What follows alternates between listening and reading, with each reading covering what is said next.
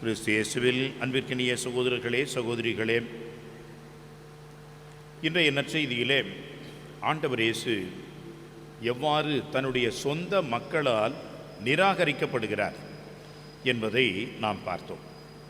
நம்முடைய வாழ்விலே பலவிதமான கஷ்டங்கள், துன்பங்கள் இவைகளெல்லாம் உண்டு.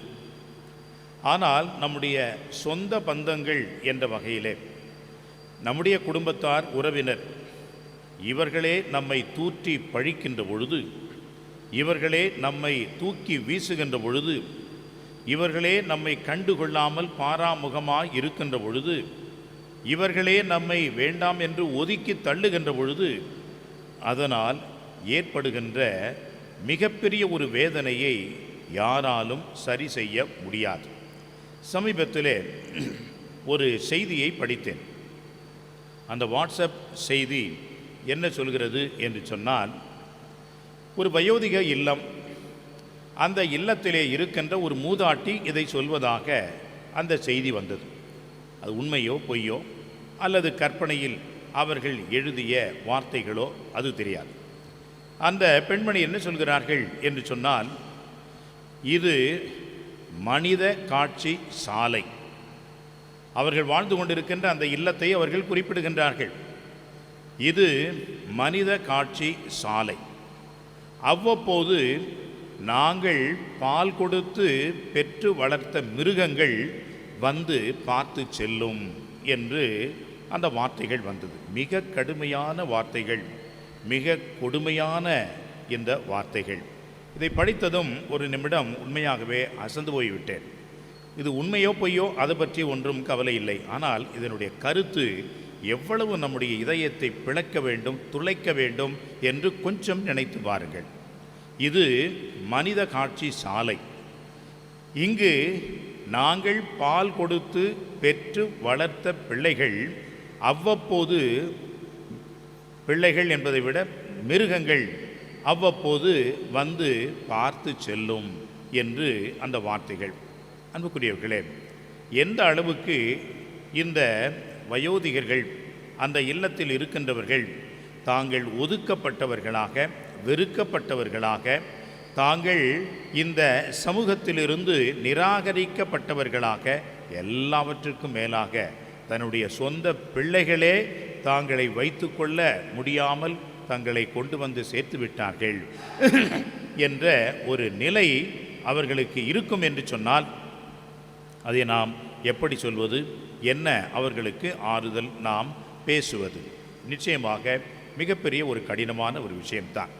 அது மட்டுமல்ல அன்புக்குரியவர்களே, இன்னொரு நிகழ்ச்சியிலே நான் படித்தது, ஒரு குடும்பம் இருக்கிறது. அந்த குடும்பத்திலே தலைவன், தலைவி, கணவன், மனைவி இருக்கின்றார்கள். அந்த மனைவி எப்போ பார்த்தாலும் ஒரே நச்சரிப்பு. இந்த தாத்தாவை வச்சுக்கிட்டு என்ன பண்ணுறது, இந்த கிழவனை வச்சுக்கிட்டு என்ன பண்ணுறது, எப்படி சொல்லிக்கொண்டே இருப்பார்கள். ஒரு நாள் அந்த தாத்தாவை சொல்கிறார், அந்த மகனிடம் சொல்கின்றார், மகனே, என்னால் உனக்கு எது கஷ்டம், எங்கேயாவது ஒரு நல்ல ஒரு முதியோர் இல்லத்தில் என்னை கொண்டு போய் சேர்த்துருப்பா அப்படின்னு சொல்லி, சரி என்று எல்லாவற்றையும் எடுத்து கொண்டு வந்து அந்த முதியோர் இல்லத்திலே அவரை கொண்டு வந்து விடுவதற்காக அவருடைய பொருட்களை எல்லாம் இறக்கி அவருடைய அறையிலே கொண்டு போய் வைக்கின்றார்கள். அவ்வாறு அந்த அறையிலே கொண்டு வந்து வைக்கின்ற அந்த வேளையிலே அந்த முதியவரை பார்த்த அந்த அருட்சகோதரி வெளியே வந்து, நல்லா இருக்கிறீங்களா, எப்படி இருக்கிறீங்க, ரொம்ப நாளாக காணோம் என்று நலம் விசாரித்து கொண்டிருந்தார். அப்பொழுது இந்த மகன் திரும்பி வந்தான். வந்து அந்த அப்பாவிடம் கேட்டான், அப்பா உங்களுக்கு தெரியுமா இந்த சிஸ்டரை, உங்களுக்கு எப்படி தெரியும் எங்கள் அப்பாவை அப்படின்னு சொல்லி சொன்ன பொழுது, ஆமாம் தெரியும் அப்படின்னு சொல்லிட்டு அவங்க அப்பா அவருடைய அறைக்கு சென்று விட்டார். பிறகு இந்த மகன் போய்விட்ட மாதிரி காட்டிக்கொண்டு திரும்பவும் வந்தான். அந்த அருட்சகோதரியிடம் பேசினார், எப்படி எங்கள் அப்பாவை தெரியும்? அப்பொழுது அந்த அப்பா சொல்கின்றார்,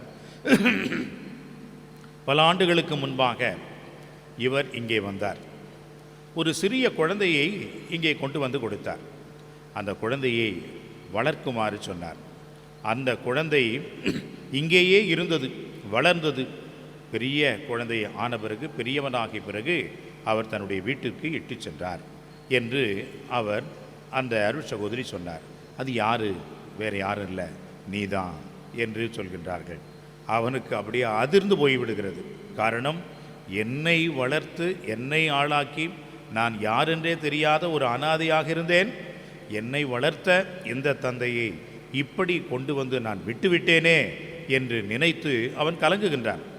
அவருடைய அப்பா பின்னால் நின்று கொண்டு, மகனே, அதை பற்றி கவலைப்படாத, நீ சந்தோஷமாக இருந்தா எனக்கு சந்தோஷம் என்று சொல்லி அந்த மகனிடம் சொல்கின்றார். அன்புக்குரியவர்களே, இந்த ஒரு சிறிய ஒரு நிகழ்ச்சி எதை காட்டுகிறது என்று சொன்னால், ஒருவரால் நாம் நிராகரிக்கப்படுகின்ற பொழுது சண்டை சச்சரவுகள் இதெல்லாம் வழக்கமாக உண்டு.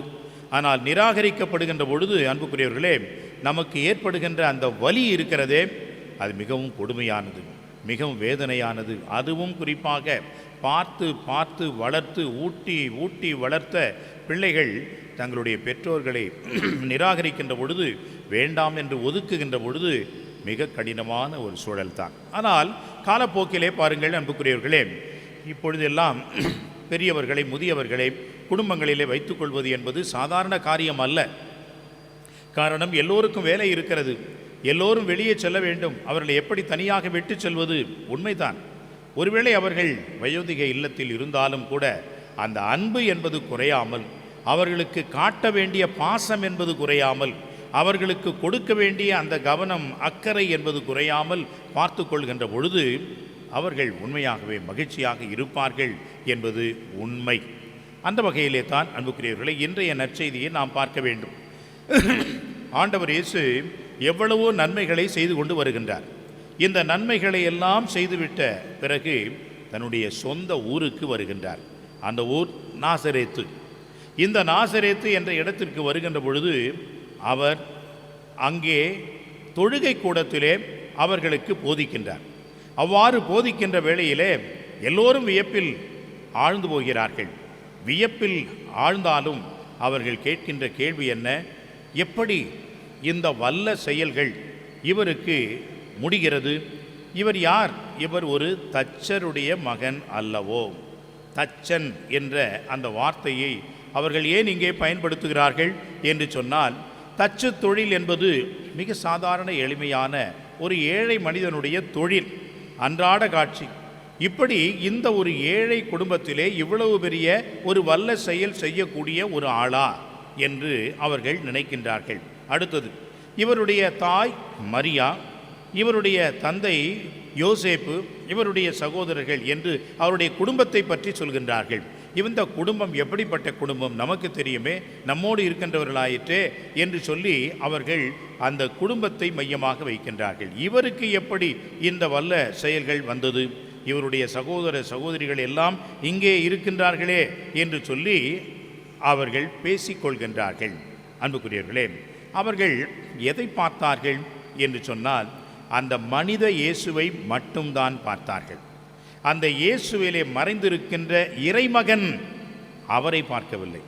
அந்த இயேசுவிலே ஒளிந்திருக்கின்ற பின்புறமாக இருக்கக்கூடிய மெசியா என்பவரை அவர்கள் ஏற்றுக்கொள்ளவில்லை. எனவே தான் அன்புக்குரியவர்களே, இந்த இறைமகன் என்ற ஒரு மறை உண்மையை அவர்கள் மறந்ததனால், ஏற்றுக்கொள்ளாமல் இருந்ததனால் இயேசு அங்கே நிராகரிக்கப்படுகிறார். இயேசுவை அங்கே அவர்கள் ஏற்றுக்கொள்ளவில்லை. இதைத்தான் யோவான் சொல்லுவார், தமக்கு உரியவரை தேடி அவர் வந்தார், அவருக்கு உரியவர்களோ அவரை ஏற்றுக்கொள்ளவில்லை என்று சொல்கின்றார். அன்புக்குரியவர்களே, நாமும் பல நேரங்களிலே இதே போன்றுதான் இருக்கிறோம். அதுவும் இன்றைக்கு முதல் வெள்ளிக்கிழமை. முதல் வெள்ளிக்கிழமையினுடைய ஒரு பக்தி முயற்சி என்னவென்று சொன்னால், பாவத்திற்கு பரிகாரம் செய்வது.